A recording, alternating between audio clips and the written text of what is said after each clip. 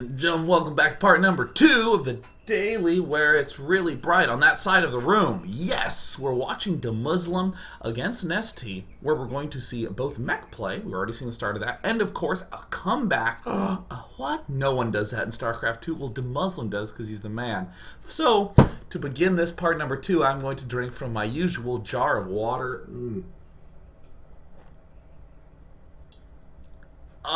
Yes.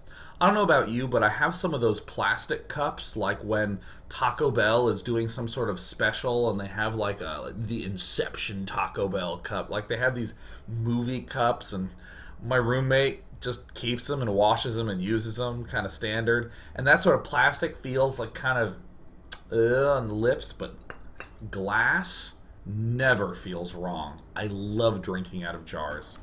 Let's go ahead and transitions the camera. There's some bug in the new exploit that just makes it impossible to switch between scenes with the hotkeys, but it doesn't really bug me too much because the entire piece of software costs like what, like $40, and it replaces like $30,000 worth of hardware, and I'm not actually exaggerating. It is the most underpriced software ever. Seriously, unbelievably underpriced. It's so fantastic. Cool. So, interestingly, DeMusliM has not seen the spire. It's actually hiding over here. But this is where some of our timing knowledge needs to come into play. About 10 minutes and 30, is essentially as early as a player can get Mutilus if he's left unperturbed in the early game. But we did a little bit of perturbation with our earlier barracks play. So we're throwing down turrets a little bit later. Some interesting touches that we're seeing. The structure armor upgrade, really cool. This is something that I think is a cute add-on to the build on a lot of maps. On this particular map, it might be more essential than others, because if we look at where the third base is, I actually cannot emphasize how many pieces of strategy are just built on how hard or easy it is to take a third. On every map, you should know how to take your natural. On some maps, the third is kind of... On Antigua Shipyard, pretty damn easy third. On Ohana, a little bit more annoying of a third. On what are some other terrible maps? Delta Quadrant, you don't get a third. You don't get a second on that map. Oh man. So on this particular map, holy cow, the third is either over here, which is this huge lip around, impossible for Thors to maneuver around properly, or it's up here. God, Mutilus are going to give us a real pain. So let's go ahead and get the structure armor. Pretty cool. Pretty cool. Pretty cool. And for any of you who lost the stream, I'm so sorry. Well, actually, that doesn't make any sense for the people who just disconnected from the stream, because they can't hear me. Woo! Nice. So NesTea is kind of doing his standard type of Muta-Ling, Baneling action. And fortunately for us, our opponent does not have a third base up. This makes it kind of difficult to get a ton of roaches at this early stage, so we can pretty much rely on just Hellion, Thor. And DeMusliM also doing this secondary interesting touch, which is to continue to add on command centers behind this giant wall of turrets.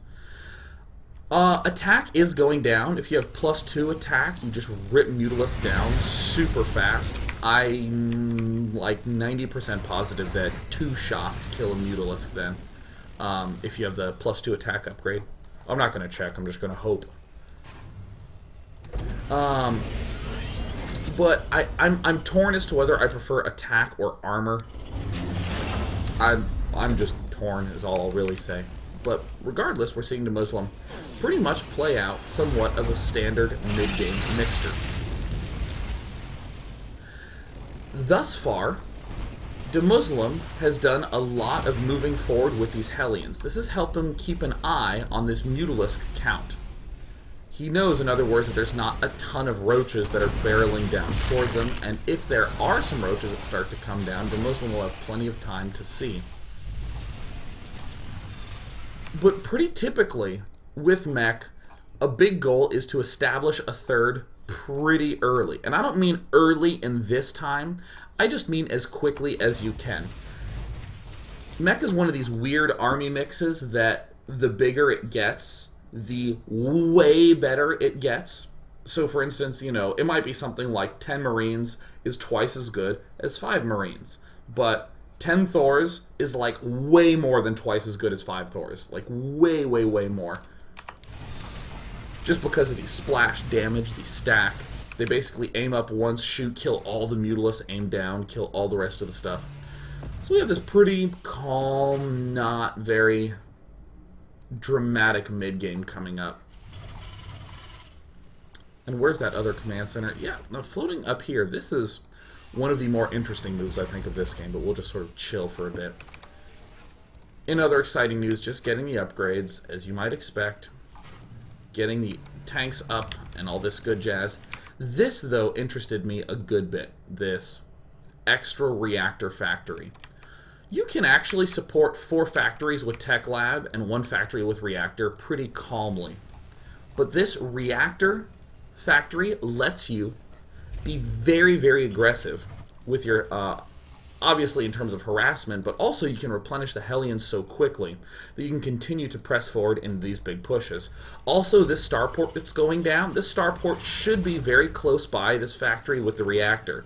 In case some sort of hive crops up, you can do the insta-swap and begin building a lot of Vikings. But this little moment that DeMusliM does here, I think is so brilliant. I love that he does this. By building that extra early command center, and just sort of looking at this map formation, sure he needs to take his 3rd, but if he's taking the 3rd, he just double expands to his 4th right away. This is largely built around the fact that his opponent hasn't really built roaches. Mutas are just not so great against Mech.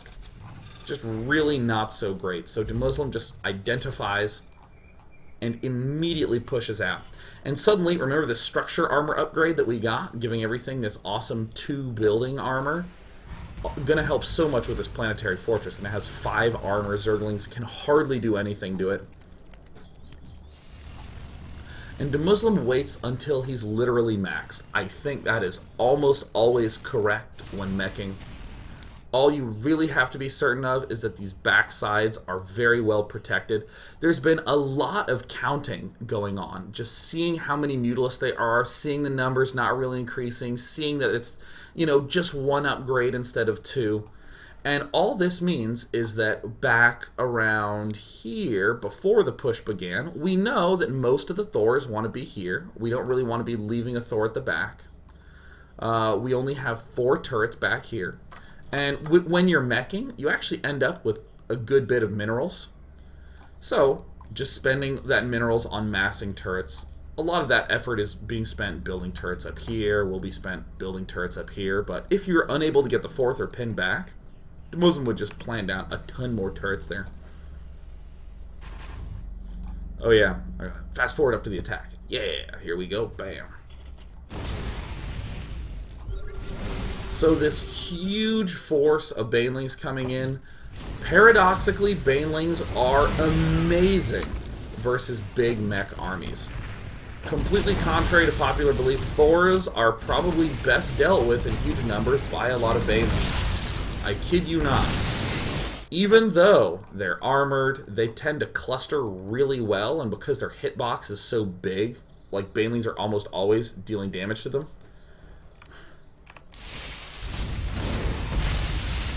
A little bit of interaction going on here. Per usual, delaying tank production till the bitter end. You just don't really need that many tanks in the early and mid game. DeMusliM did this scan, saw what he was up against. Against roaches, hardly need any tanks, just 2-3 tanks. It's really the Banelings that end up being the problem. So suddenly NesTea is going to give DeMusliM a little bit of some problems. I'm keeping it on normal speed just so we can see the power of Banelings against mech compositions.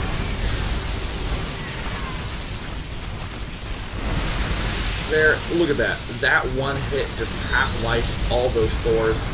A small number of roaches can do their best to start cleaning up. Banelings actually have essentially the best armor type in the entire game. I don't see any banelings around. I guess NesTea would have all those selected. But they have just normal armor type. Like, there's really nothing there. I think it's just biological is it. So it means that nothing does bonus damage to it. Now, that might have looked like DeMusliM cleaned it up, but mech armies are freaking horrible in small numbers. This force would die so fast to, like, any number of roaches at all, which is why NesTea is building a ton of roaches. Thank God for my analysis that is so crisp and sharp. This loses to roaches, so NesTea's building roaches. Is that clear? Allow me to draw a diagram in MS Paint. Woo, baby! Woo! Yes! Day 9 always finds the time. We see a starport with a reactor. This is sort of a precautionary starport. Medevac popping out can help a little bit with some Hellion drops, but I think that harassing too much with Mech is a mistake. Just leaving everything clumped, making sure we get all our upgrades. Oh, look at that. Look at them upgrades. Far and away the more important component to it. But also, in terms of this late game play, if we've already declared ourselves to be focusing heavily on the late game, why don't we just do all sorts of late game logics, such as overbuilding factories? We're broke, and we're getting more factories. So that way, we get maxed, we attack, and as our attack is dying, we can flood out of way more unit-producing structures. Very much so like a proto-seed. NesTea floating a lot of monies because he's getting the Greater Spire Tech coming up soon. The building armor doesn't look like it's helping too much, but it actually is helping a significant amount. And DeMusliM awesomely shooting right in the middle. It actually gets off an extra shot or two. And this is right when people start to die with Mech. This is where the average Terran Bear is, I hate Mech. I hate it. And this is what starts to be really annoying. Now, if you're going Marine Marauder, I think a position like this is just... This just sucks beyond belief. This vision right here looks terrible. I don't think it is as horrible for Mech. DeMusliM does this brilliant thing. He just leaves a couple tanks here, walls it off, and it's just going to go back to expanding here. That's so awesome. I love that. And then suddenly we have like, what, 50 food worth of units here? Unable to really do very much. So cool. Such a cool play. DeMuslim's going to try to rebuild. Obviously, when he sees that there is this hive coming up, he just floods with starports. And plays very cautiously. So, I'm actually going to pause here and just ask the general question, what is the next step? What is our goal in this position? I still honestly believe that, like most games on Shakura's Plateau, our goal is just to kill off this expansion, and kill off this expansion, and let him have these 4. Mech is so stupidly strong that if it's just direct confrontations, 3-base Mech can easily take on 4-base. Let me just say that again. If it's just direct confrontations, Mech will just crush almost everything, even on a lower base count. So I still think that the correct play is to restrict him on bases, and then to take this as a 4th, and then probably this as a 5th. I really think that this is way too vulnerable. But yeah, just gunning up for control in mid. DeMusliM, does he have a command center floating over? Nope, just chilling on 3 bases. The barracks, spotting everything. And this is just awesome. Doesn't stand a freaking chance. Tanks are so good. Holy shit. So we get ready to do this kind of pushy thing. And I was talking a lot about delaying the tank production as much as possible, that you don't really need tanks in the early mid game. As you get to the later game, swapping out Thors for tanks and Vikings is a really clean play. Because what makes tanks good is that they're so stupidly powerful against ground units that they can handle a couple of volleys of units. When you get to the late game, the amount of minerals that Zerg's going to have is going to be huge. So it's going to be a maxed army followed by another maxed army. It's going to be a significant amount of units coming at you. And Thors, I mean, if we're at like 150 versus 150 and we're both broke, Thors are going to be fine. If we're at maxed versus maxed and we're both broke, Thors are going to be fine as the majority of our composition.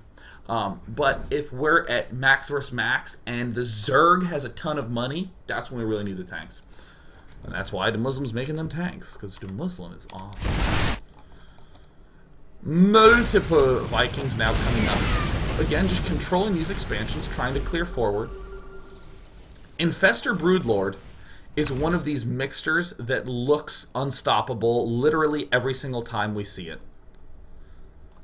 DeMuslim still doesn't have this base, and things appear to be somewhat grim. However, what's so glorious about Mech is that Zerglings are almost negligible when you get to this late in the game, just because of how good Hellions are. NesTea wasn't skimping on gas. He has all the geysers taken at his expansion, at his third, at his fourth. We see these geysers have been up for a while, even at this fifth. Look at that, 500 gas mined from each. That's a lot of gas income. Being caught at this awkward angle, he can't siege up, and all of a sudden everything starts to die super quickly. But again, we're just trying to control these expansions, and now we're just going to pull all the way back. And this is where the commentators were just like, oh my god, DeMuslim's totally boned, 80 lings in production. I was totally watching, going, oh god, poor DeMuslim. Had a good run. This is like round one. He beat NesTea once. And of course that means it's a good run. NesTea is good enough, but that makes that statement true. But this was like such slick decision making. DeMuslim finds where the attack is coming and just pulls as far back as humanly possible. This was just a stunning move. Thors are actually not as bad against Broodlords as you might imagine. All the Hellions are in the back. I just couldn't believe how awesome this was. All the Hellions in the back, so that way they can shoot and deal with the Broodlings. The Thors are still at the front so that they can shoot at the Broodlords. Pulls all the way back here, and there, the Thors now manage to get those shots off at the Broodlords. And it's a moment like this that we can start to see how you can force a good outcome in this situation. DeMuslim clearly has gas, but how is he spending his resources? On Hellions and Vikings. A really interesting composition. A really, really interesting mixture. NesTea does a smart move, which is just to say, oh, is there an expansion up here? I mean, if you're crammed all the way back there, I may as well find out whatever the hell I can kill. But in this nice little clustered situation, DeMuslim still is tight enough back that he's able to pick all of this off. Still making just Hellion Viking. Seemingly weird composition, but all he's got to do is clean off. The Zerglings are some of it, but the Broodlings are the bigger part that he really needs to make sure that he continues to clean up, and why those armor upgrades are so essential.